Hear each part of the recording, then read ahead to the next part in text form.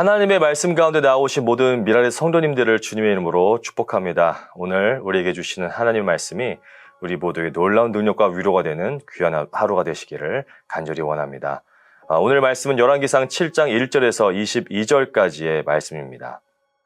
솔로몬은 자기의 궁을 건축하기 시작하여 그것을 완공하는데 13해가 걸렸다.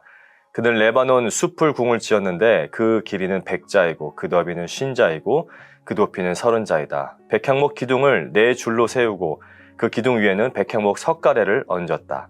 지붕에는 한 줄에 15개씩 모두 45개의 석가래를 대고 백향목 판자로 덮었다. 창틀은 3줄로 되어 있고 그 창문들은 3단으로 되어서 서로 마주보고 있었다. 문과 문설주는 모두 네모난 모양이고 창문은 창문끼리 3줄로 마주보고 있었다. 그는 기둥들을 나란히 세워 주량을 만들었다. 그것은 길이가 50자이고 너비가 30자인 벽이 없는 복도였다.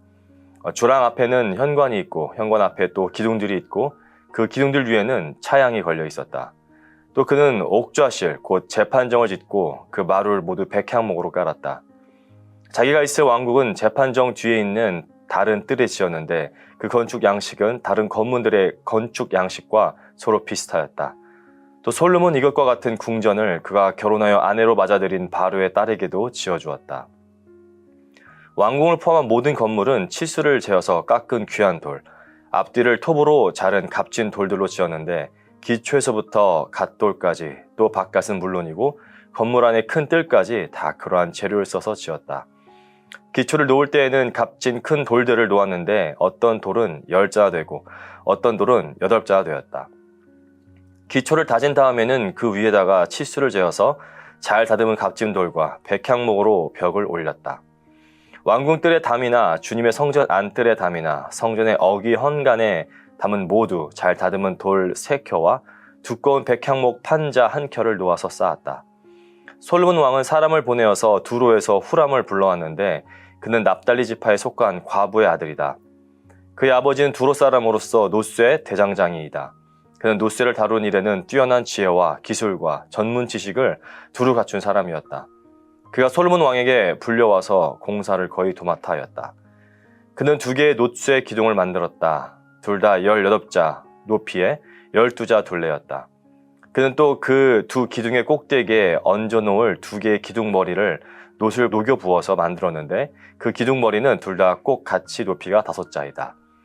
기둥 꼭대기에 얹은 기둥머리를 장식하려고 바둑판 모양으로 얹은 그물과 사슬 모양의 고리를 각각 7개씩 만들었다. 이렇게 2 기둥을 만들고 나서 기둥 꼭대기에 얹은 기둥머리를 장식하였다. 노쇠로 성류를 만들고 그물에다가 성류를 2줄로 늘어뜨려서 기둥머리를 장식하였다. 기둥 꼭대기에 얹은 기둥머리는 그 높이가 넉자이다. 나리꽃 모양으로 만들었는데 사슬 장식 위에 동그랗게 돌출된 부분에다가 얹었다. 기둥머리에는 노쇠로 만든 성류 200개가 둥그렇게 열을 지어 있었다. 다른 기둥머리도 마찬가지였다. 후람은 이렇게 해서 만든 2 기둥을 성전의 현관에다가 세웠다. 오른쪽 기둥을 세우고 그 이름을 야긴이라 하였고 왼쪽 기둥을 세우고 그 이름을 보아스라고 하였다. 그 다음에 기둥들의 꼭대기에는 나리꽃 모양으로 만든 기둥머리를 얹었는데 이렇게 해서 후람은 기둥 세우는 일을 마쳤다. 오늘 말씀은 솔로몬이 하나님의 성전을 짓고 있는 내용 중간에 삽입이 되어 있습니다. 아직 성전 건축이 진행 중이고 완공되지 않았는데 갑자기 솔로몬이 자신을 위한 궁을 짓는 장면이 등장합니다. 말씀을 통해 알 수 있듯이 솔로몬이 성전을 완공하는 데까지 걸린 시간은 7년이었습니다. 그리고 오늘 말씀은 솔로몬이 자기 자신을 위해 지은 궁을 완공하는 데까지 걸린 시간은 13년이라고 언급하고 있습니다. 열왕기상의 저자는 왜 성전 건축의 내용 중간에 이 2개의 사건을 대비하며 의도적으로 언급하고 있는 것일까요? 분명 뭔가를 강조하기 위해 이 2개의 상황을 의도적으로 비교하고 있음을 알 수 있습니다. 하나님께서는 솔로몬에게 지혜를 주셔서 그가 전무후무한 왕으로서 그 누구도 누릴 수 없었던 평화의 시대와 왕국의 풍요로움을 누릴 수 있었습니다. 하지만 모든 인간이 그렇듯 솔로몬 역시 그의 마음 가운데 조금씩 균열이 가고 있음을 우리는 말씀을 통해 들여다볼 수가 있습니다. 누가 봐도 지금 솔로몬의 마음이 어디에 향해 있는지 우리는 알 수 있습니다.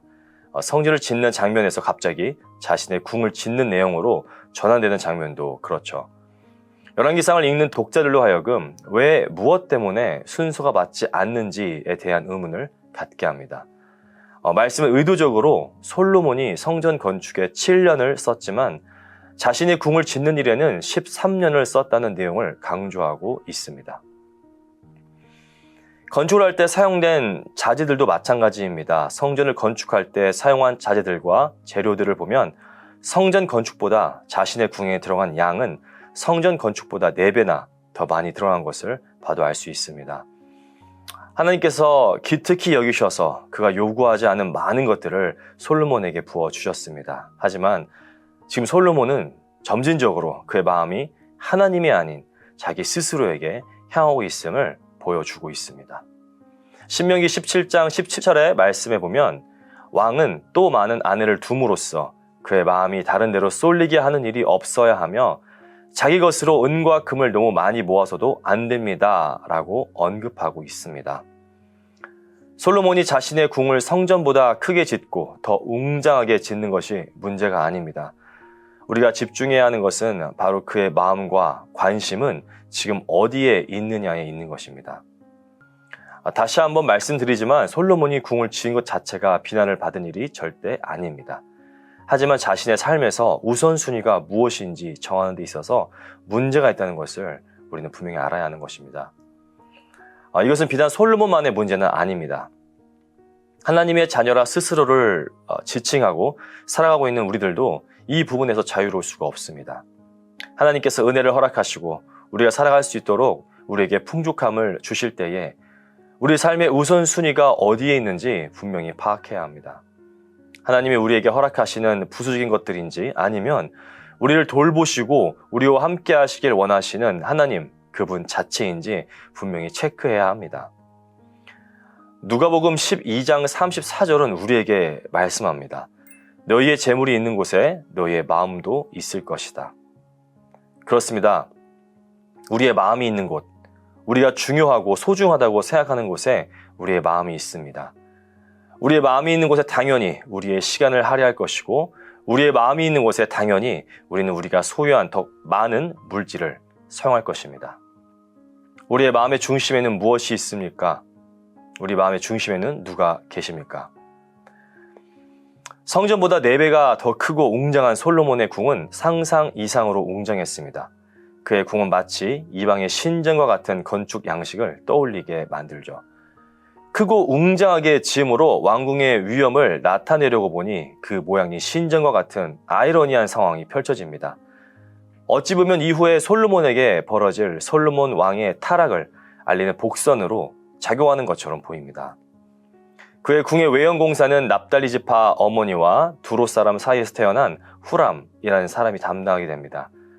이미 성전에 세워졌지만 하나님께서 말씀하시지 않은 것들이 보이기도 합니다.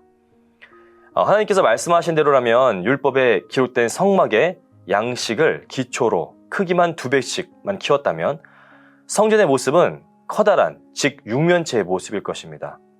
그런데 하나님께서 말씀하시지 않은 2 기둥이 등장하게 됩니다. 노수로 만든 기둥인데 높이는 약 8m, 둘레는 약 5m나 되는 거대한 놋 기둥이 성전의 현관에 세워집니다. 2 기둥의 이름도 있습니다. 오른쪽에 있는 기둥은 야긴, 왼쪽 기둥은 보아스라고 이름을 붙입니다. 어찌 보면 이 2 기둥은 제사장이 아니면 성전 안으로 들어가지 못하는 일반인들이 성전 뜰에서 이 놋 기둥의 거대함과 아름다움을 감탄하며 볼 수 있는 기능을 했을 수 있습니다. 하지만 우리는 솔로몬의 훗날의 모습을 알기에 그의 이런 모습은 하나님의 영광과 하나님의 위대하심을 나타내는 이유보다는 자신의 과시욕을 보태어 성전 건축을 했다는 것으로 볼 수밖에 없는 것이죠. 100% 순수한 마음을 가지고 100% 순전한 신앙의 고백으로 만들었다고 보기에는 조금 어려움이 있는 모습입니다. 이런 모습을 보며 우리 또한 우리 자신을 돌아볼 필요가 있습니다. 우리는 하나님이 주신 마음과 은혜의 분량대로 하나님께 예배하고 그분의 일을 하고 있습니다. 오직 하나님만 나타나고 드러나셔야 하는 자리에 혹시라도 나의 의와 나의 마음을 드러내고 싶어하는 모습은 없는지 우리는 점검해야 합니다. 하나님의 자리에 하나님이 아닌 내가 앉아있지는 않은지 돌아보아야 합니다. 은혜의 자리, 선한 의도와 목적을 가지고 시작했다 하더라도 우리는 잘못된 방법과 결과물을 낼 수 있음을 잊지 말아야 합니다. 사랑하는 성도 여러분, 하나님께 칭찬을 받고 하나님으로부터 놀라운 복과 은혜를 입은 솔로몬입니다. 말씀을 통해 솔로몬은 하나님의 영광을 드러내고자 한 인물이었습니다. 그러나 조금씩 그 행동에서 그의 마음이 어디에 있는지, 그의 우선순위가 어디에 있는지 드러나기 시작합니다. 아주 작은 균열로부터 시작한 것이 이후에 솔로몬은 물론 온 이스라엘을 덮는 우상 숭배의 죄를 낳게 되는 것을 보게 됩니다. 우리가 집중해야 하는 것은 오직 하나님입니다. 우리가 영광을 돌려야 하는 분 역시 오직 하나님입니다. 우리가 높이고 예배해야 할 대상 역시 오직 하나님입니다.